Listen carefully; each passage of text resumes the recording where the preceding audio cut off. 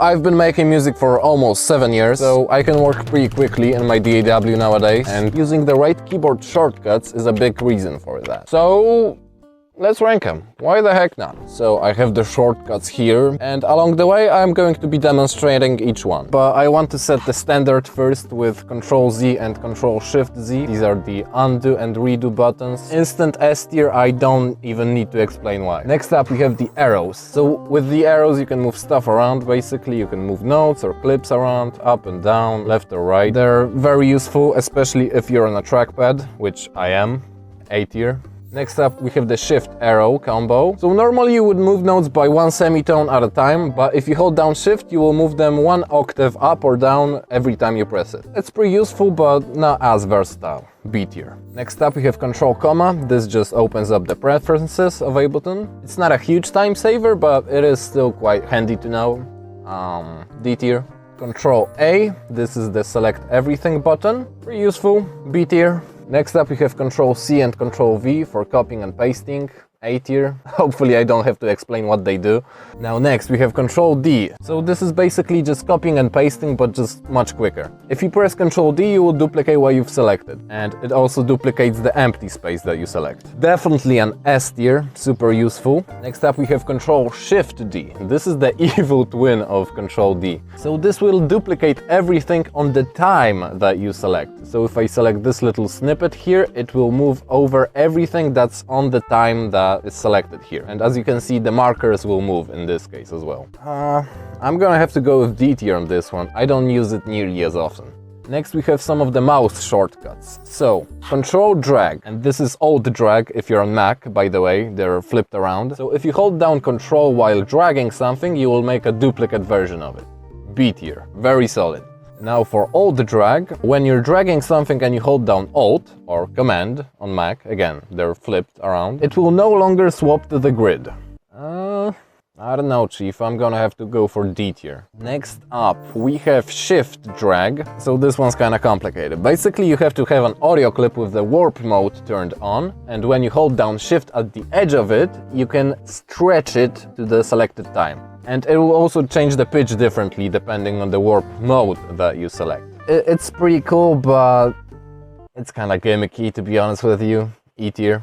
Next up, double click. So if you double click something, it will switch back to its original position. So you can do it with volume knobs, different settings on your effects, stuff like that. Definitely an S tier. And also, if you double click on a MIDI track, it will create a MIDI clip.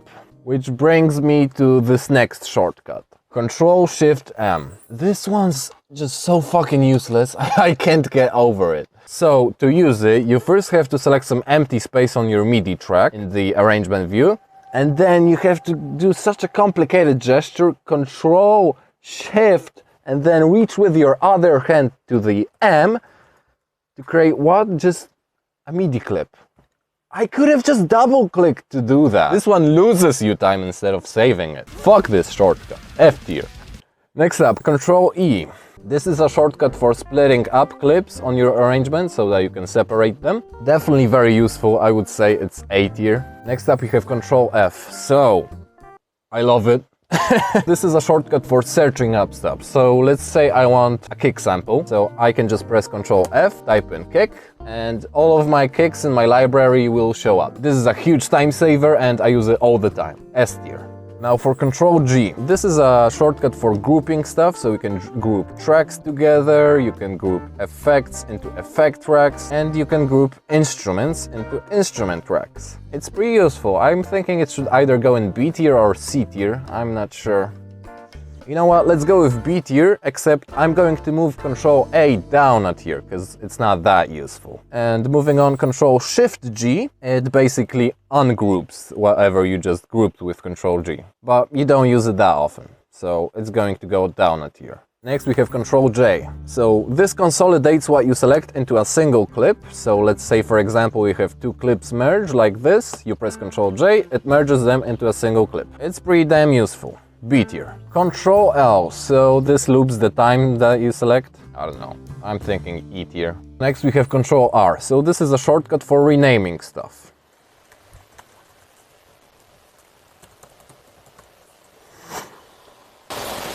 It's good, C tier. Control-Shift-R. This is a shortcut for exporting stuff. It's very useful if you want to quickly export sounds to your sample library. I use it quite often, B tier. Control-S saves your project, and you need to save your project often. Control-S goes in S tier. Next we have Control-T, this creates an audio track, and Control-Shift-T, this creates a MIDI track. I guess it's handy to know, but D tier. Next we have Control-3. This triggers the triplet grid so that you can place triplets, but you can just as well toggle the triplet grid from the right-click menu, so E tier. Next we have Control-U. This quantizes the triplets once you switch back to a normal grid, like so.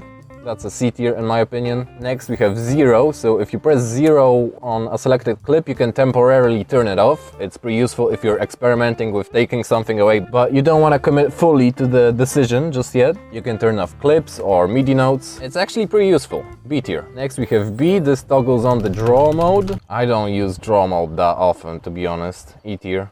Next we have M. This toggles the MIDI keyboard mode, which allows you to play MIDI notes on your computer keyboard. It's pretty good, I'm gonna put it in B tier. Next we have S. So as long as MIDI keyboard mode is turned off, you can press S to solo a track. But I mean, you can just as well press the solo button, right? It's gonna go in D tier. Next we have Q. This turns on the hot swap mode, so you can switch out presets for a plugin quickly. To be honest with you, I don't use it at all, but I can see why it can be useful. So I'm gonna go with D tier for this one. So next we have R. So if you select an audio clip in your arrangement and you press R, you're gonna reverse it. I don't know, in my opinion it's kinda gimmicky, and I have a better use for the letter R anyways, so let me show you that. So when I'm mixing, I like to use reference tracks, and the way I do it is I drag a reference track in, then I turn it off, and when I wanna hear it, I press the solo button. So, what really speeds up my workflow is binding this solo button to a key on my keyboard, and I chose R for reference. To bind it, you just need to select this key binding mode up here, press the solo button, and press R on your keyboard. So now I can very quickly switch between my track and the reference track, just by pressing R. Very useful. S tier. So when you're not in the MIDI keyboard mode, you can press A to turn on seeing the automations.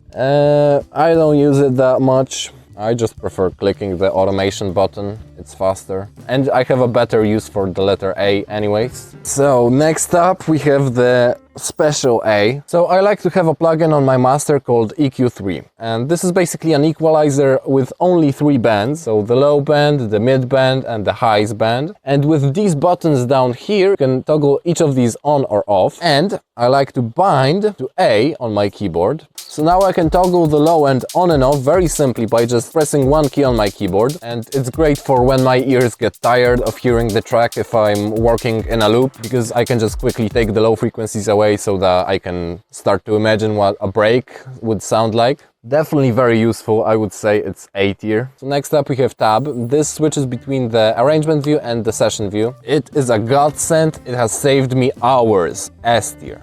Next up we have Shift Tab. This switches between the clip view with the MIDI notes and the device view with the effects. This is another godsend, also S tier. So there you have it, that's the final tier list. And if you think there's a keyboard shortcut I missed, or one that I should have ranked differently, fuck you! Comment it down below, and in the meantime, you can watch this video. I'll see you there, cheers!